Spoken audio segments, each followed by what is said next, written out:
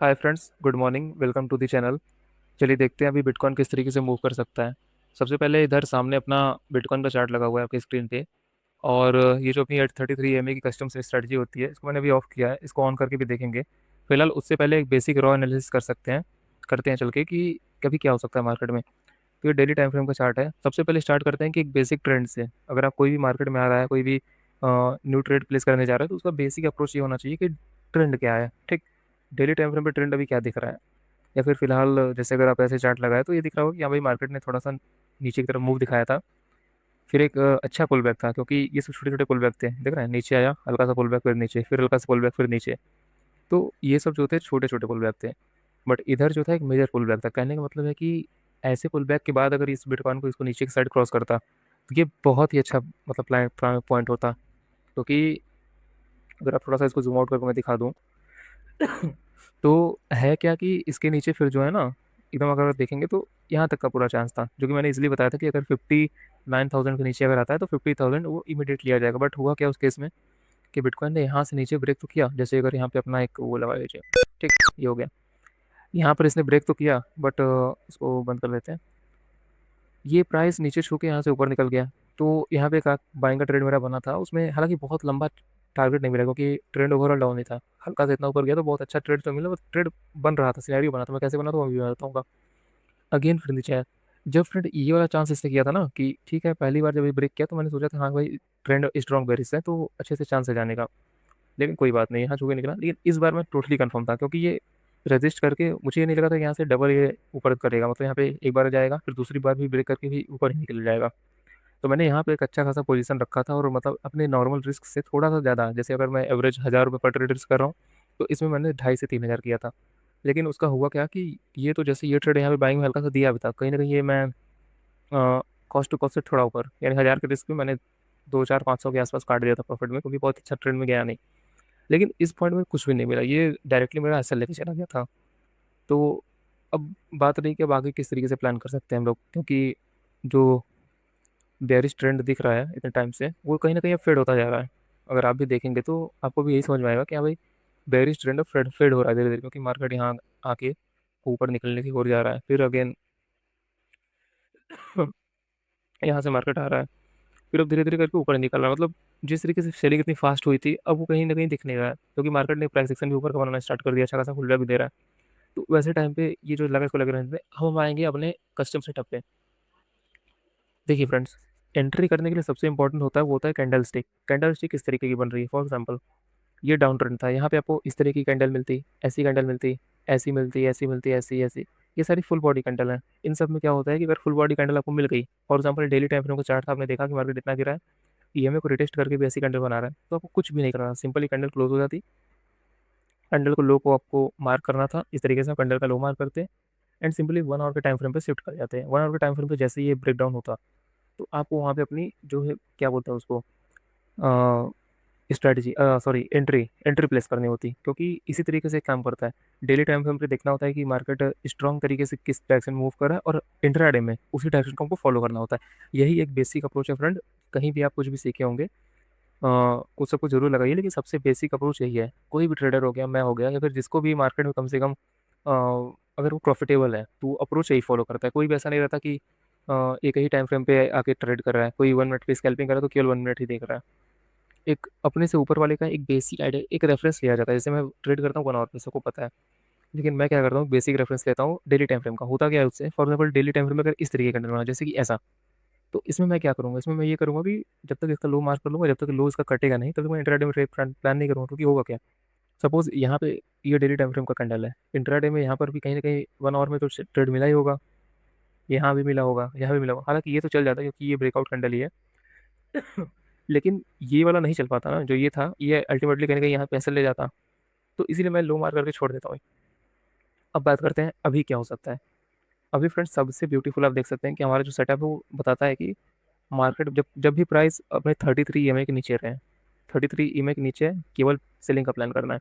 और 8 EMA जो है, इसको लग लग के जब भी कोई कैंडल बने, जैसे 8 EMA को लग के कोई कैंडल बनी, तो वहाँ पे हमारी एंट्री होगी। 33 के नीचे रहने में हम ये प्लान रहता है कि हाँ, केवल सेल की एंट्री ढूंढेंगे। और इस पे जब लग के बनती है तो वो सेल की एंट्री हमको मिल जाती है, बस हमको एग्जीक्यूट करना रहता है। इस टाइम पे क्या हुआ है, इस टाइम पे मार्केट यहाँ आके थोड़ा देर साइडवेज रहा, और ये थोड़ा देर कितने दिन का है, ये कम से कम नहीं तो आपका, अगर आप देखेंगे तो 12 दिन का यहाँ पे साइडवेज है। 12 दिन से मार्केट यही 2-3% के रेंज में फंसा हुआ है। उसके बाद मार्केट एक बहुत ही अच्छी कैंडल के साथ, जैसी कैंडल हम एक्सपेक्ट करते हैं, जैसी कैंडल पे हमारा प्लान है, वैसी कैंडल के साथ यहाँ पे एक ब्रेकआउट दिया। ठीक, ये डेली टाइम फ्रेम की बात हो रहा है और अभी रिसेंट का बात हो रहा है। मार्केट यहाँ ऊपर तो निकला बट नीचे आया। हालांकि मेरा एक ट्रेड चल रहा है, सोलाना में चल रहा है, बिटकॉइन में भी नहीं है। मैं उसमें भी दिखाऊंगा आपको।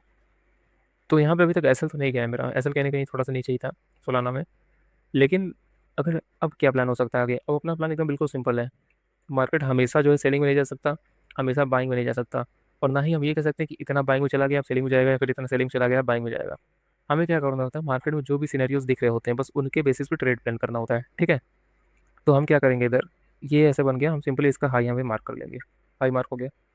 एकदम मैं बेसिक अप्रोच बता रहा हूँ जिस तरीके से मैं फॉलो करता हूँ। फिर मैं क्या करूँगा, यहाँ पे 1 आवर के टाइम फ्रेम पे चला जाऊँगा। ठीक है, 1 आवर के टाइम फ्रेम पे आने के बाद ये उसका कैंडल का हाई था, मार्क हो गया था यहाँ पे। ये देख रहे हैं इस तरीके का स्विंग बनता हुआ दिख रहा होगा आपको, जो मैं हमेशा बताता हूँ। मार्केट ऊपर नीचे फिर ऊपर। तो इस जगह पे कहीं ना कहीं नहीं लगता कि यहाँ पे आपका एंट्री बनता। हालांकि कोई बनाता कोई नहीं बनाता, लेकिन मैंने सोलाना में ऐसे ही देख के एंट्री बनाई थी, मैं उसको दिखाऊंगा अभी आपको। इसको यहाँ से डिलीट कर देते हैं। ये डिलीट हो गया। ठीक, अब क्या हुआ है कि अब मार्केट जो है ब्रेकआउट तो किया उस कैंडल का, लेकिन अभी क्या है, थोड़ा साइडवेज जा रहा है। ऐसे केस में फ्रेंड्स, कोशिश मेरा ये रहेगा हमेशा से कि जब तक डेली टाइम फ्रेम पे कोई भी इस टाइप का कैंडल, जैसे ये कैंडल दिख रहा है, वीक ऊपर है, बॉडी पूरा नीचे क्लोज किया हुआ है, या फिर इस तरीके की कैंडल ये दिख रहा है कि पूरी अच्छी फुल बॉडी कैंडल दिख रही है, ऐसी कैंडल नहीं दिखेगी यहाँ पे, तो भी मैं इन सारी कैंडल पे सेलिंग नहीं प्लान करूँगा इंट्राडे में। क्योंकि मेजर प्राइस ये है कि यहाँ पता प्राइस गिरते गिरते यहाँ तक है और यहाँ से रिवर्स करके ऐसे निकल जाए, होने को तो हो सकता है। अब खुद बताइए, क्या ऐसा नहीं हो सकता? प्राइस ऐसे ऊपर गया, एक हल्का सा नीचे, फिर अगेन ऐसे ऊपर।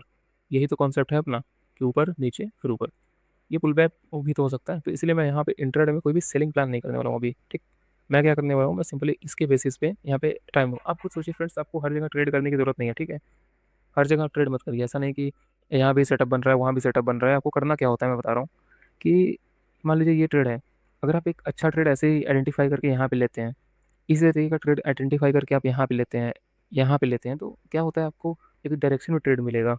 तो मंथली अगर आपका 10-12 ट्रेड भी हुआ ना, तो 10-12 ट्रेड आपको प्रॉफिट की तरफ ले जाएगा। जैसे 12 में से 2-4 तो गलत जाएंगे ही, हर बार कोई सही नहीं हो सकता, लेकिन जो रेस्ट ऑफ ट्रेड रहेगा वो प्रॉफिट मिल जाएंगे। ऐसा कभी नहीं होगा कि आपको हर कैंडल पे दिन में 5 बार ट्रेड करें तभी प्रॉफिटेबल बनेंगे। ठीक, तो ये चीज़ अपने दिमाग से निकाल दीजिएगा कि इतना करना पड़ेगा, पहले डेली देखना पड़ेगा, फिर रुकना पड़ेगा। तो ऐसे ही ट्रेडिंग होती है, जो भी प्रॉफिटेबल है, जो भी प्रॉफिट करना चाहता है, वो इसी तरीके का अप्रोच फॉलो करेगा तो ही कर पाएगा, वरना चांस नहीं बनता।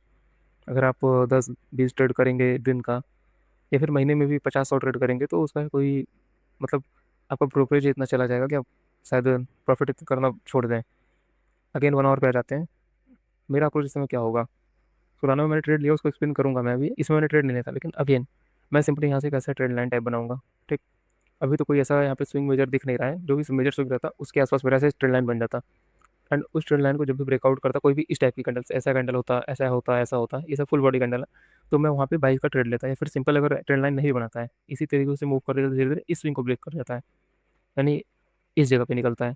ठीक है, तो इस जगह पे भी मैं अपना बाई का ट्रेड बनाऊंगा। अब बात करते हैं सोलाना में मैंने क्या किया है। सोलाना में आ जाते हैं। सोलाना में डेली टाइम फ्रेम का चार्ट लगा लीजिए। सोलाना में भी डेली टाइम फ्रेम पे वही हुआ है, ये ऐसा कैंडल बनाया। ये तो ऑलरेडी पुल बैक लेके बनाया है।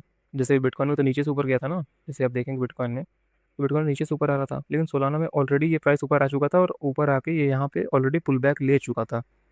तो फिर मैंने यहाँ पे ट्रेड बनाया, इसीलिए आप समझ रहे होंगे मैंने वहाँ लेके यहाँ पे क्यों लिया। 1 आवर कहते हैं। 1 आवर पे वो जो बड़ी सी कैंडल दिखी थी ना, वो कुछ कुछ यहीं पे था।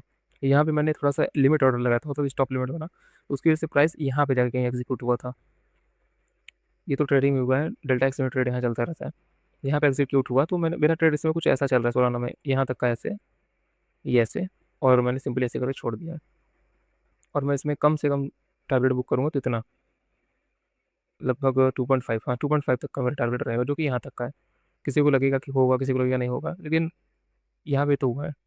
हाँ, यहाँ देख लीजिए, यहाँ नहीं हुआ है। प्राइस ऐसे बनाया, बड़ी सी कंडल, कंडल का नीचे का ऐसे, और निकल गया प्राइस 8-10% के मूव से। वो सेम चीज़ यहाँ पे नहीं हो सकता क्या? यहाँ पे 8% का मूव नहीं मिल सकता अपने को, या तो 7% ही है।